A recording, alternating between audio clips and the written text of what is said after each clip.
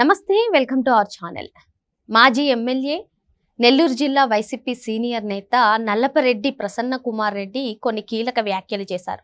2024 సార్వత్రిక ఎన్నికల్లో మేము బీజేపీతో పొత్తు పెట్టుకోలేదు కాబట్టే మేము ఓడిపోయాము. ఈసారి జగన్మోహన్ రెడ్డిని కలిస్తే ఖచ్చితంగా వచ్చే ఎన్నికల్లో పొత్తు పెట్టుకోమని చెప్తానంటూ ఆయన వ్యాఖ్యలు చేశారు. అంటే జగన్మోహన్ రెడ్డి ఎప్పుడు తన మనసులోని మాట తానే స్వయంగా బయట పెట్టరు అని చెప్తూ ఉంటారు. మరి ఈ నేపథ్యంలోనే నల్లపరెడ్డితో ఈ వ్యాఖ్యలు చేయించారా? ఇటువంటి అంశాలన్నీ కూడా తెలుసుకునే ప్రయత్నం చేద్దాం. దీనిపై చర్చించడానికి మనతో పాటుగా ఉన్నారు senior journalist doctor Vadlamani Kanakadurga గారు. నమస్తే మేడం. నమస్తే అండి. నల్లపరెడ్డి 2024 ఎన్నికల టైంలో మేము బీజేపీతోనే పొత్తు పెట్టుకోలేదు, అందుకు మేము ఓడిపోయాం. వచ్చే ఎన్నికల్లో ఎలా అయినా సరే బీజేపీతో పొత్తు పెట్టుకోవాలనుకుంటున్నాం. ఇదే మాట నేను జగన్మోహన్ రెడ్డికి చెప్తానంటూ ఆయన వ్యాఖ్యానిస్తున్నారు. అసలు ఈ వ్యాఖ్యలు జగన్మోహన్ రెడ్డి వ్యాఖ్యలే అంటారా, లేదు అంటే నల్లపరెడ్డి మాట్లాడుతున్నారంటారా? ఎప్పుడు చెప్తూ ఉంటారు జగన్మోహన్ రెడ్డి ఏం ఆలోచించినా ఏం చెప్పాలనుకున్నా తాను స్వయంగా చెప్పడం, ఇంకొకరితో చెప్పిస్తారు అని. మరి ఈసారి నల్లపరెడ్డిని రంగంలోకి దించారా? ఏమంటారు మేడం మీరు? సో నల్లపరెడ్డి ప్రసన్న కుమార్ రెడ్డి ఒక సంచలనకరమైన ఒక వ్యాఖ్య చేశాడు. సో దీన్ని జగన్మోహన్ రెడ్డి ఏ రకంగా తీసుకుంటారో మనకు తెలియదు. ఇప్పుడు ప్రసన్న కుమార్ రెడ్డి వైసీపీలో ఉంటారా, వైసీపీ నుంచి పంపించేస్తారా అనేది ఈ వ్యాఖ్య విన్నాక జగన్మోహన్ రెడ్డి నిర్ణయిస్తాడు.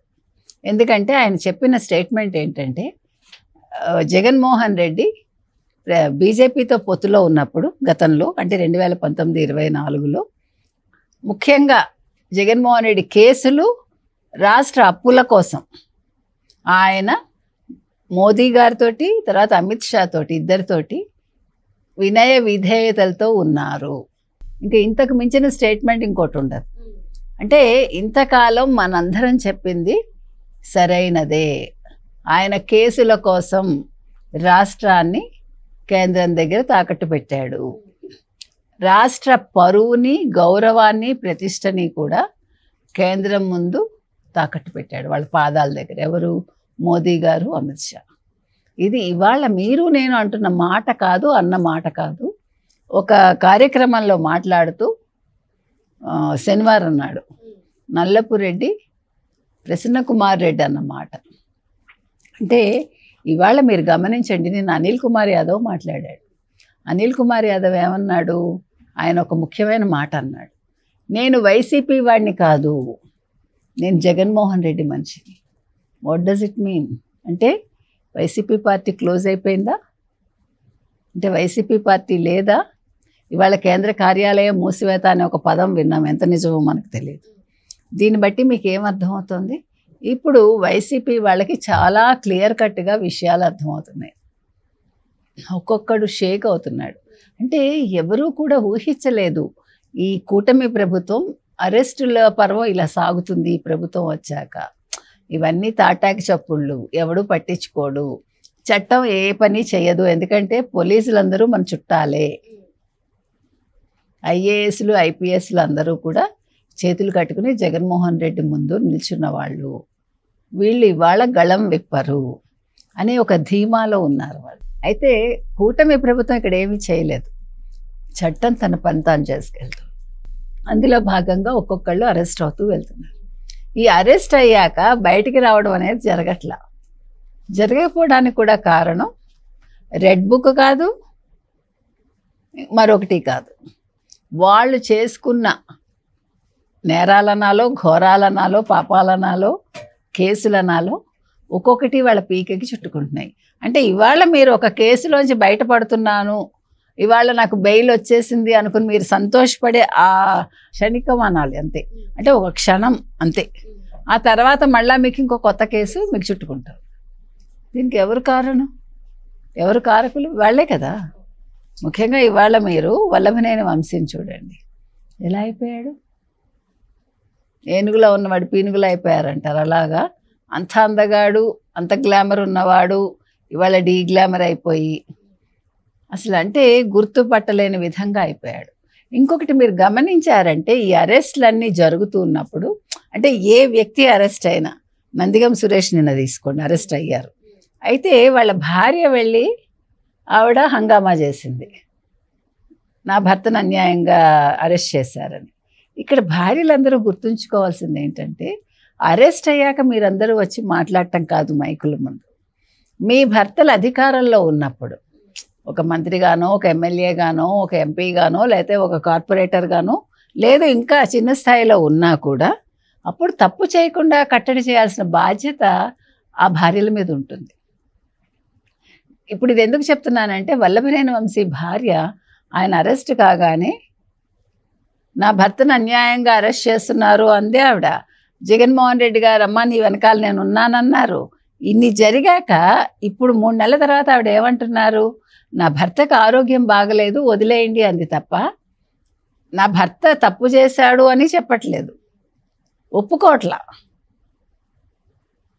నేను అంటున్నది ఏంటంటే, ఇదంతా కూడా ఈ ఆడవాళ్ళు బాధ్యతగా వాళ్ళు మెలగాల్సిన సమయంలో మెలగకుండా ఇప్పుడు భర్తల వెంట పడి పాపం అంటే బదనామవుతున్నారు వీళ్ళు కూడా. అదొకటే కాదండి, ఇప్పుడు ఆడవాళ్ళకి వేదనేగా. ఇప్పుడు నిన్నటి వరకు మీరు ఒక ఉన్నత స్థాయిలో ఉండి ఒక పరువు, ఒక ప్రతిష్ట, ఒక ఏమనాలి పదవి, దానివల్ల వచ్చే ఆ గౌరవం ఇవన్నీ కోల్పోయి ఇవాళ 3 నెలల తర్వాత మీరందరూ కూడా మొహంలో ఆ కళాకాంతి లేకుండా, ఇవన్నీ దేనికి సూచిస్తున్నాయి అంటే అధికారం ఉన్నప్పుడు మీరందరూ ఒళ్ళు దగ్గర పెట్టుకుని పని చేయండి, తప్పులు చేయకండి. మేడం ఇంకొకటి మేడం, ప్రధాని నరేంద్ర మోదీ గారు ఇటీవల అమరావతి పునర్నిర్మాణ పనులకు శంకుస్థాపన చేయడానికి వచ్చినప్పుడు రాష్ట్రానికి పట్టిన గ్రహణం వదిలింది అని ఒక స్టేట్మెంట్ ఇచ్చారు. అలాంటి ఆయన ఇప్పుడు 2029 ఎన్నికలు వస్తే వైసీపీ పొత్తు పెట్టుకోవాలంటే కలుస్తారంటారా, ఒప్పుకుంటారంట? ఇవాళ ప్రసన్న కుమార్ రెడ్డి అదే అంటున్నారు.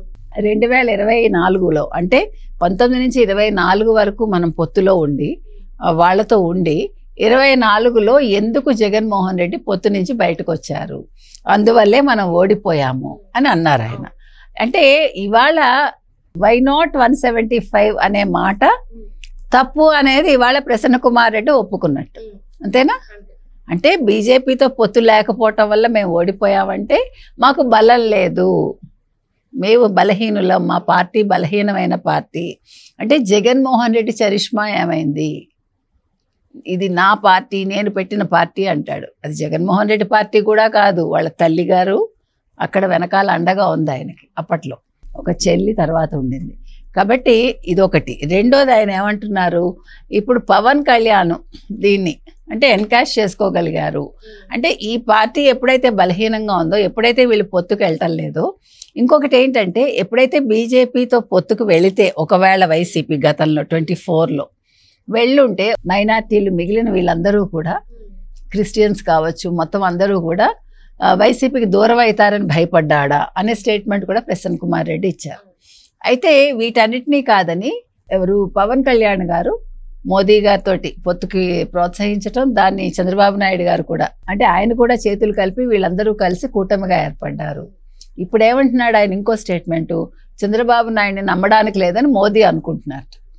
అంటే వీళ్ళు స్టేట్మెంట్లు ఇచ్చేస్తారు. నీకు చెప్పాడు ఆయన వచ్చి, నీతో మాట్లాడా ప్రసన్న కుమార్ రెడ్డి, నువ్వు విన్నావా ఎప్పుడైనా?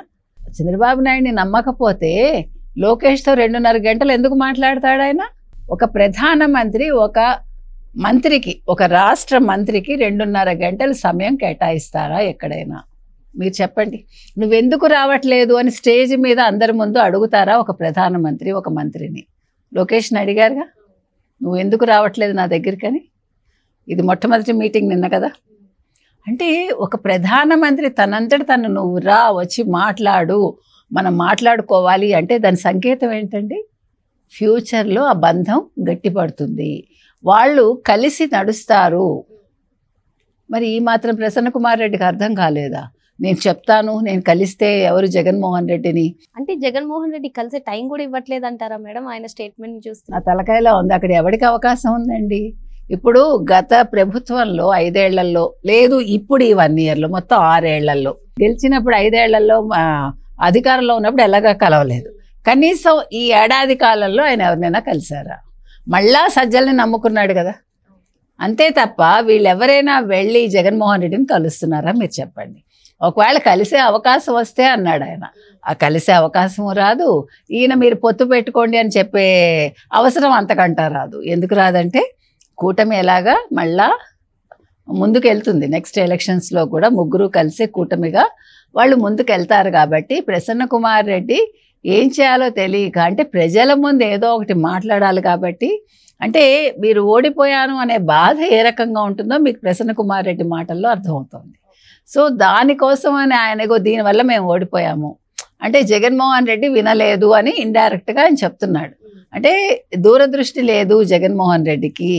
బీజేపీతో 5 ఏళ్ళు ఉన్నప్పటికీ ఎలక్షన్ ముందు ఆయన తప్పుడు నిర్ణయం తీసుకున్నారు అనేది ఇవాళ ప్రసన్న కుమార్ రెడ్డి చెప్తున్నారంటే ఇది ఒక్క ప్రసన్న కుమార్ రెడ్డి మాట కాదండి. మొత్తం వైసీపీలో ఉన్న గత ఎమ్మెల్యేలు, గత మంత్రులు, ప్రజెంట్ ఎంపీలు, ఎమ్మెల్యేలు అందరి మాట కూడా అని మనం అనుకోవచ్చు. సో ఏది ఏమైనా ఈరోజు వైసీపీ పార్టీ ఉందో లేదో వాళ్ళకే తెలియదు, మనకు అంతకంటే తెలియట్లేదు. మరో అంశంతో మళ్ళీ కలుద్దాం. Thank you madam. Thank you.